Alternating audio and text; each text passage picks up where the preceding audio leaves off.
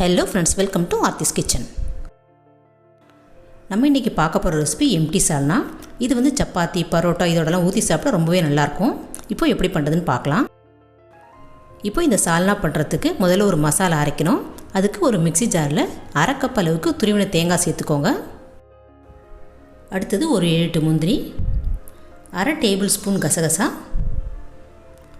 அரை table spoon பெருஞ்சீரகம், ஒரு டேபிள் ஸ்பூன் பொட்டுக்கடலை, கொஞ்சமாக ஒரு சின்ன துண்டு பட்டை, 2 கிராம்பு, ஒரு ஏலக்காய், இதெல்லாமும் சேர்த்துட்டு கொஞ்சமாக தண்ணி ஊற்றி நல்ல ஒரு ஃபைன் பேஸ்ட்டாக அரைச்சி எடுத்துகிட்டு வந்துடலாம். பாருங்கள், அரைச்சி எடுத்துகிட்டு வந்துட்டோம். இது அப்படியே இருக்கட்டும். இப்போ நம்ம சால்னா செய்ய ஆரம்பிச்சிடலாம். அதுக்கு ஸ்டவ்வில் ஒரு கடாய் வச்சுக்கலாம். அதில் 2 டேபிள் ஸ்பூன் அளவுக்கு எண்ணெய் ஊற்றிக்கோங்க. எண்ணெய் காஞ்சவுடனே அதில் ஸ்பைசஸ் எல்லாம் சேர்த்துக்கலாம். அதுக்கு ஒரு brinji இலை, கொஞ்சமாக கல்பாசி, 2 ஏலக்காய், 3 கிராம்பு, 2 துண்டு பட்டை, ஒரு அன்னாசிப்பூ, கொஞ்சம் பெருஞ்சீரகம், இதெல்லாமும் சேர்த்துக்கோங்க. கண்டிப்பாக இந்த கல்பாசியும் அன்னாசிப்பூவும் சேர்த்துக்கோங்க. அப்போ தான் ஃப்ளேவர் ரொம்ப நல்லாயிருக்கும். இந்த மசாலா பொருட்கள்லாம் கருகாமல் நல்ல வாசனை வர வரைக்கும் ஃப்ரை பண்ணிக்கோங்க.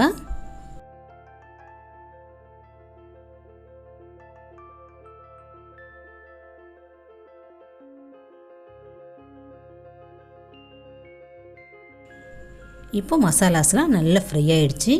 இப்போ இது கூட 2 மீடியம் சைஸ் வெங்காயத்தை இந்த மாதிரி நைஸாக சாப் பண்ணி சேர்த்துக்கோங்க. வெங்காயத்தையும் சேர்த்துட்டு நல்லா வதக்கிக்கோங்க. நல்லா கலர் மாறுற அளவுக்கு வதக்கிக்கோங்க. அப்போ தான் குருமா வந்து டேஸ்ட்டாக இருக்கும். பாருங்கள், வெங்காயம் வந்து இந்த அளவுக்கு வதங்கணும். அப்போ தான் குருமா நல்லா டேஸ்ட்டாக இருக்கும். இப்போ இது கூடவே ஒரு டேபிள் ஸ்பூன் அளவுக்கு இஞ்சி பூண்டு பேஸ்ட் சேர்த்துக்கோங்க. இந்த இஞ்சி பூண்டு பேஸ்ட்டோட ராஸ்மல் போகிற வரைக்கும் நல்லா வதக்கிக்கோங்க. இஞ்சி பூண்டு சேர்த்து நல்லா வதக்கி விட்டுட்டு அது கூடவே 2 பச்சை மிளகாயை சேர்த்துக்கோங்க. அடுத்தது அரை கப் அளவுக்கு தக்காளி சேர்த்துக்கோங்க. இது வந்து 2 தக்காளி. இதையும் சேர்த்து நல்லா வதக்கி விட்டுக்கோங்க. தக்காளி கொஞ்சம் நல்லா சாஃப்டாக ஆகிற வரைக்கும் வதக்கிக்கோங்க. அடுத்தது கொஞ்சமாக நறுக்கின புதினா, கொஞ்சம் கொத்தமல்லி சேர்த்துக்கோங்க. இதையும் சேர்த்துட்டு நல்லா வதக்கி விட்டுக்கோங்க. புதினா கொத்தமல்லி சேர்த்து இந்த மாதிரி நல்லா வதக்கி விட்ட பிறகு ட்ரை பவுடர்ஸ் எல்லாத்தையும் ஒன்று ஒன்றா சேர்த்துக்கலாம். இப்போ முதல்ல 1/4 டீஸ்பூன் அளவுக்கு மஞ்சள் பொடி சேர்த்துக்கலாம். அடுத்தது அரை டேபிள் ஸ்பூன் அளவுக்கு காஷ்மீரி சில்லி பவுடர். இது வந்து காரம் இருக்காது, கலருக்காக தான் சேர்க்குறோம். அடுத்தது அரை table spoon normal chilli powder, 1/2 table spoon தனியா powder, 1 teaspoon garam masala powder, இதெல்லாமும் சேர்த்துக்கலாம். இப்போது ட்ரை பவுடர்ஸ் எல்லாமே சேர்த்தாச்சு. இதை வந்து இந்த எண்ணெயில் லேசாக வதக்கி விட்டுக்கோங்க. இந்த மாதிரி லேசாக வதக்கி விட்டது பிறகு இதில் தண்ணி சேர்த்துக்கலாம். இதில் 2 கப் அளவு தண்ணி ஊற்றிக்கலாம். இது வந்து 250 ml அளவுள்ள கப். இது தண்ணி ஊற்றி நல்லா இந்த மாதிரி மிக்ஸ் பண்ணி விட்டதுக்கு பிறகு நம்ம தேவையான அளவு உப்பு சேர்த்துக்கலாம். நான் வந்து இங்கே அரை டேபிள் ஸ்பூன் அளவுக்கு உப்பு சேர்த்துக்கிறேன். இப்போ மூடி போட்டு மீடியம் ஃப்ளேமில் ஒரு 5 நிமிஷத்துக்கு கொதிக்க வச்சுக்கோங்க. பொதுவாகவே எம்டி சால்னால காய்கறி எதுவுமே சேர்க்க மாட்டாங்க. உங்களுக்கு ஏதாவது காய்கறி சேர்க்கணும்னு நீங்கள் நினச்சிங்கன்னா இந்த ஸ்டேஜில் கொஞ்சமாக சேர்த்துக்கோங்க. அதாவது உருளைக்கிழங்கு, பட்டாணி, பீன்ஸ், கேரட் அந்த மாதிரி. இப்போ இந்த மாதிரி ஒரு 5 நிமிஷம் கொதிக்க வைக்கும்போது மசாலாஸோட ராஸ்மெல்லாம் போய்ட்டு நல்ல ஒரு ஃப்ளேவர் வரும். இப்போ 5 நிமிஷம் ஆகிடுச்சு. ஓப்பன் பண்ணி பார்க்கலாம். இப்போ மசாலாஸோட ராஸ்மெல்லாம் போய்ட்டு ஓரத்தில் லேசாக எண்ணெய் பிரிஞ்சு வந்திருக்கு. இந்த ஸ்டேஜில் நம்ம ஆல்ரெடி அரைச்சி வச்சுருந்த தேங்காய் மசாலா பேஸ்ட்டு இதோட சேர்த்துக்கலாம். சேர்த்துட்டு மிக்சியில் கொஞ்சமாக தண்ணி ஊற்றி அதையும் இதோட ஊற்றிக்கோங்க. இப்போ இந்த மசாலாலாம் சேர்த்துட்டு நல்லா ஒரு தடவை மிக்ஸ் பண்ணி விட்டுக்கோங்க. நல்லா மிக்ஸ் பண்ணி விட்டுட்டு நம்ம இதில் தண்ணி சேர்த்துக்கலாம்.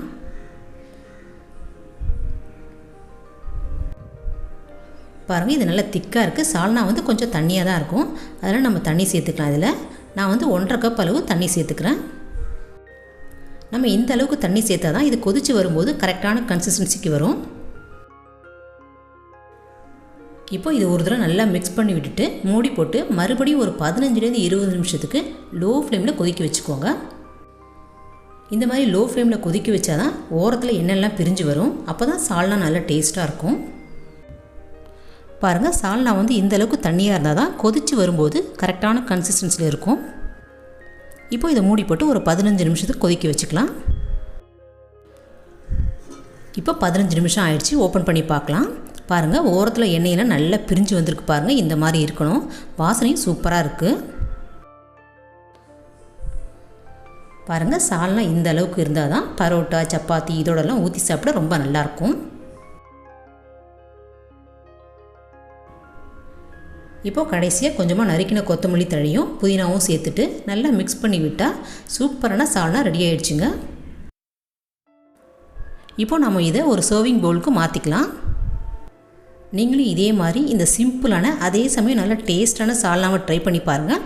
ட்ரை பண்ணி பார்த்துட்டு எப்படி இருந்து உங்கள் ஃபீட்பேக்கை கமெண்ட்ஸில் சொல்லுங்கள். பிடிச்சிருந்தால் லைக் பண்ணுங்கள், ஷேர் பண்ணுங்கள்.